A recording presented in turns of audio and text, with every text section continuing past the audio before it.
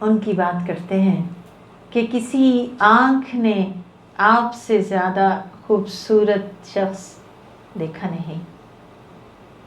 آپ سے زیادہ صاحب جمال کسی عورت نے جنا نہیں، آپ ہر عیب سے اس طرح پاک ہیں جیسے آپ اپنی مرضی اور پسند سے پیدا ہوئے ہیں۔ حضرت حسان بن ثابت کے اشعار کا مفہوم ہے جو کہ رسول اللہ صلی اللہ علیہ وسلم کے لیے انہوں نے کہے، اور ہم سب کے دل بھی آپ کی محبت سے معمور ہیں، ہم سب آپ کی محبت کا دعویٰ کرتے ہیں، ہم سب آپ کے امتی ہیں، آپ صلی اللہ علیہ وسلم کی شفاعت پانا بھی چاہتے ہیں، اور تعلق کا اظہار بھی بہت کرتے ہیں۔ دعا یہ ہے کہ اللہ تعالی ہمیں آپ جیسے اخلاق بھی عطا فرمائے۔ آپ کے اخلاق بہترین اخلاق ہیں جو اللہ کو ہم سے مطلوب ہیں۔ تو آج کا جو واقعہ ہے وہ اس طرح سے ہے کہ ہم سب جانتے ہیں کہ آپ صلی اللہ علیہ وسلم کی جو والدہ ہیں انہوں نے آپ کو دودھ پلانے کے لیے حلیمہ سعدیہ کے سپرد کیا تھا، لیکن حلیمہ سعدیہ کے سپرد کرنے سے پہلے چند روز تک ابو لہب کی ایک لونڈی سویبہ جو تھی انہوں نے آپ کو دودھ پلایا تھا۔ اب صلی اللہ علیہ وسلم جب بڑے ہوئے، ظاہر ہے کہ ایک نیو بورن کو تو نہیں پتا ہوتا اس کو کون دودھ پلا رہا ہے، تو جب آپ بڑے ہوئے تو آپ صلی اللہ علیہ وسلم کو یہ بات پتہ چلی کہ سویبہ نے آپ کو دودھ پلایا تھا، تو آپ نے چاہا کہ ان کے اس احسان کا بدلہ انہیں دیا جائے۔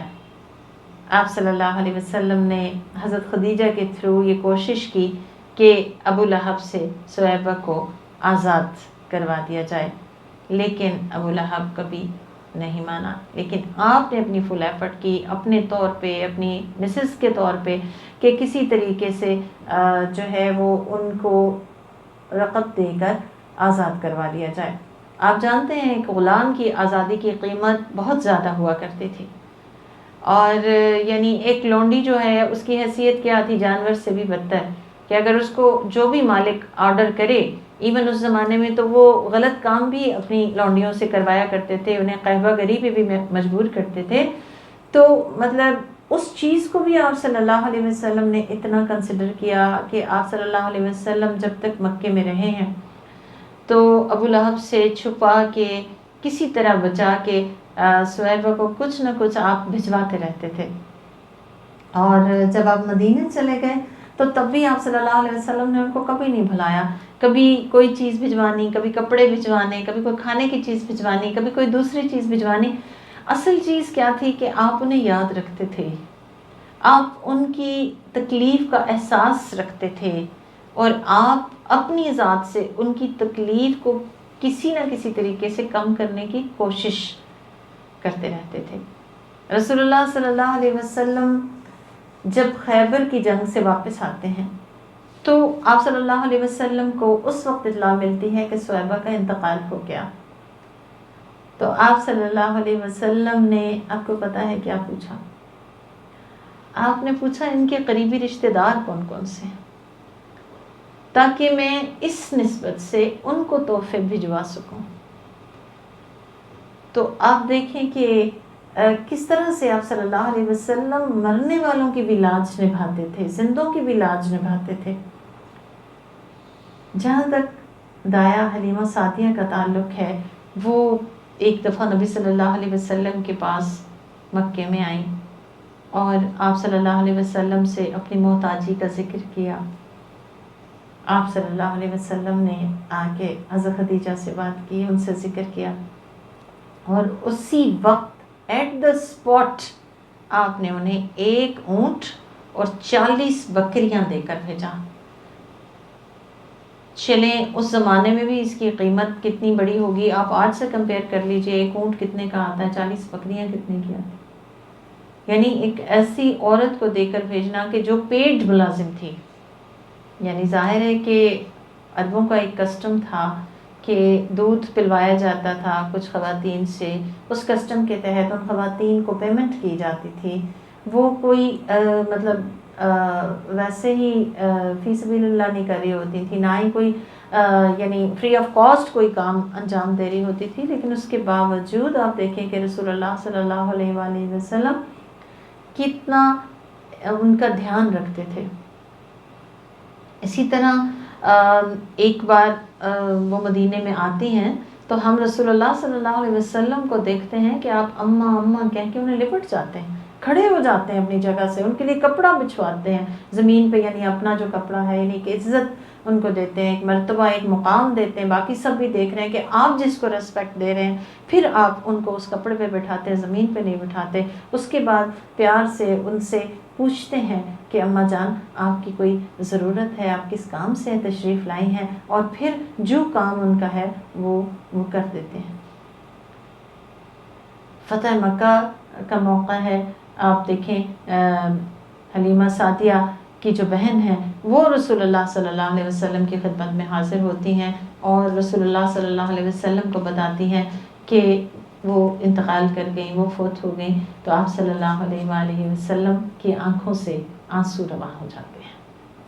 پھر آپ ان کی بہن کو 200 درہم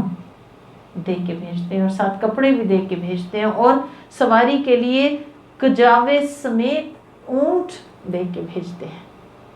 یہ ہے میرے نبی کی سنت کہ کس طرح سے آپ صلی اللہ علیہ وسلم زندگی میں بھی احسان ماننے والے اور مرنے کے بعد بھی ان کی اس رشتے کی، اس تعلق کی لاج رکھنے والے تھے۔ تو آج کی اس نشست میں ہم نے رسول اللہ صلی اللہ علیہ وسلم کے جو زندگی کے پہلو دیکھے، اس میں سے جو چیز میرے دل میں سرایت کی، جو چیز مجھے سمجھ آئی، وہ سب سے پہلی تو یہ تھی کہ دوسروں کا احسان یاد رکھنا۔ کوئی بھی احسان کسی نے کیا ہے، چھوٹا ہے یا بڑا ہے، اللہ کے رسول نے فرمایا لم یشکر الناس لم یشکر اللہ، جو انسانوں کا شکر گزار نہیں وہ اللہ کا بھی شکر گزار نہیں۔ معاملہ کچھ بھی ہو، آپ دیکھیں جب انسانوں کے ساتھ معاملہ ہوتا ہے نا، تو ایسا نہیں ہوتا کہ ان سے ہمیں کبھی، ایک شخص جس نے مجھ پہ احسان کیا وہ مجھے کبھی تکلیف نہ دے گا۔ ہو سکتا ہے انسان ہے، انسانی نسیان کے باعث کوئی تکلیف بھی پہنچ جائے، کوئی غلطی بھی ہو جائے اگلے بندے سے جو مجھے اچھی نہ بھی لگے، تو میرا کرنے کا کام کیا ہے کہ میں پازیٹیو پہ نگاہ رکھوں کہ اس سے ملنے والی چیز کیا تھی۔ بہت یعنی میں پڑھ رہی تھی اور اتنی شرمندگی محسوس کر رہی تھی کہ یا رب ہمیں بھی تو ایسی نگاہ دے دے، ایسی سوچ دے دے، کیونکہ یاد رکھیں سوچ جب تک تبدیل نہیں ہوتی، سوچ ہی ہے جو ہمارا عقیدہ درست کرتی ہے، اور جب عقیدہ درست ہوتا ہے تو کریکٹر درست ہوتا ہے، اور جب کریکٹر درست ہوتا ہے تو تب پھر ہمارا عمل درست ہوتا ہے اور ہماری زندگی بدل جاتی ہے۔ تو سوچ کو درست کرنے، سوچ کو پازیٹیو رکھنے کی ضرورت ہے۔ اللہ سبحانہ و تعالیٰ سے بڑی ہی عاجزی سے، بڑی ہی گر گرا کے دعا ہے کہ اللہ تعالیٰ ہمیں شکر گزار بندہ بنا دے، اللہ تعالیٰ ہمیں سب کا شکر ادا کرنے کی توفیق دے۔ پھر جو چیز مجھے سمجھ آئی سارے اس میں کہ آپ صلی اللہ علیہ وسلم کا تعلق کتنا سینٹیمنٹل ہے، جذباتی ہے، لیکن آپ کے جذبات جو تھے وہ اللہ کے تابع تھے، ایسے نہیں تھے کہ بالکل ہی باہر باؤنڈریز کراس کر جائیں۔ جذباتی پیور تعلق، اخلاص والا، محبت والا، سچا کھرا تعلق۔ آج آپ دیکھیں گھروں کے اندر بھی، قریبی رشتہ داروں میں بھی یہ حال ہے کہ تعلق نام کا تعلق ہے، دلوں میں محبت نہیں، دلوں میں اخلاص نہیں، دلوں میں پیورٹی نہیں۔ جس کو بھی ملے اوپری دل سے ملے، اوپر سے اچھی اچھی باتیں بھی کر لیں، اور دل میں محبت نہیں ہوتی، دل میں خیر خواہی نہیں ہوتی، دل میں پازیٹیوٹی نہیں ہوتی۔ تو ہمیں بھی ایسے تعلق قائم کرنے چاہیے، اور پھر اس تعلق کی بنیاد اللہ کی ذات ہونی چاہیے۔ پھر یہ ہے کہ اگر تعلق میں کوئی گڑبڑ ہو جاتی ہے، فار ایگزامپل اونچ نیچ ہو جاتی ہے، کوئی گلہ ہو جاتا ہے، تو میں تو سمجھتی ہوں کہ اگر انسان اچھے دل کے ساتھ گلہ کر کے اس کو صاف کر لے تو بہت بہتر ہے، بجائے اس کے کہ وہ جمع کرتا رہے، اور پھر اس کی وجہ سے آپ یاد رکھیں کہ جو انسان دل سے یا تو معاف کرتے یا دوسرے سے کنورسیٹ کر لیں، کمیونیکیٹ کر لیں، آپس میں ڈسکس کر لیں اور اس کو ختم کر لیں، لیکن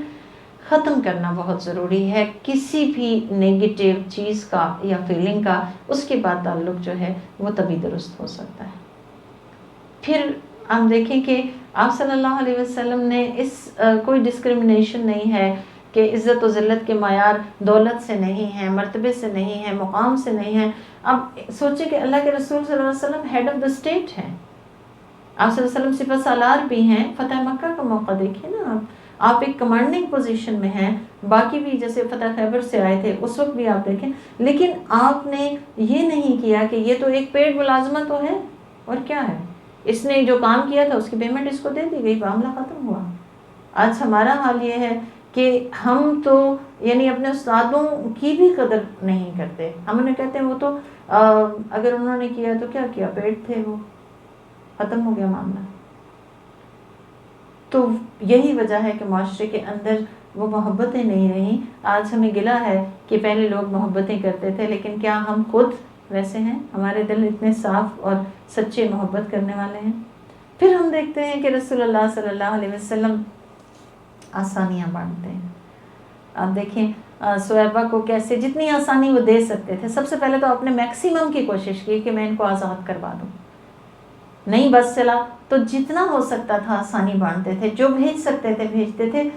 یاد رکھیں کہ آسانی بانٹنا صرف یہ نہیں کہ آپ نے صرف مٹیریلسٹک چیزیں انہیں دیں. سب سے بڑی چیز میں جو سمجھتی ہوں جو انسان کے دل کو ڈھارس دیتی ہے وہ ہے محبت. کہ آپ انہیں یاد رکھتے تھے، آپ کو ان کی تکلیف کا احساس ہوتا تھا تو آپ کچھ نہ کچھ انہیں بھیجتے تھے. اور پھر یہی سنت ہے مردوں کے لیے، ہمارے بیٹوں کے لیے، ہمارے بھائیوں کے لیے کہ جب کوئی اس طرح سے ماؤں کے ساتھ کس طرح معاملہ کرنا ہے، اور پھر ان لوگوں کے ساتھ جو ہمارے خدمت گار تھے ان کے ساتھ کیسے معاملہ کرنا ہے. اور پھر آپ دیکھیں کہ میرے نبی خیر بانٹتے نظر آتے ہیں، سب کو خیر بانٹتے ہیں، جتنی میکسیمم خیر آپ دے سکتے ہیں. اور اس کا سب سے اہم ترین پہلو کیا ہے؟ ابھی جیسے پچھلے کچھ دن کسی نے بات کی کہ ایک شخص تھے، ان کے والد نے ان کو منع کیا کہ آپ نے فلاں عورت سے شادی نہیں کرنی. تو وہ کافی بزرگ ہو گئے، تب ان کے والد کا انتقال ہوا. آئی تھنک سو کہ انہوں نے 60 بتایا، اور پھر انہوں نے اسی عورت سے ان کی فوتگی کے بعد شادی کر لی. اینڈ دا پرسن جو مجھے بتا رہے تھے وہ اس کو جسٹیفائی کر رہے تھے کہ بس ٹھیک ہے انہوں نے ٹھیک کیا. اللہ کے رسول ہمیں بتا رہے ہیں کہ مرنے کے بعد بھی لاج رکھنی ہوتی ہے ان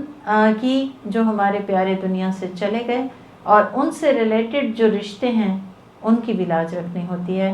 کہ ان کو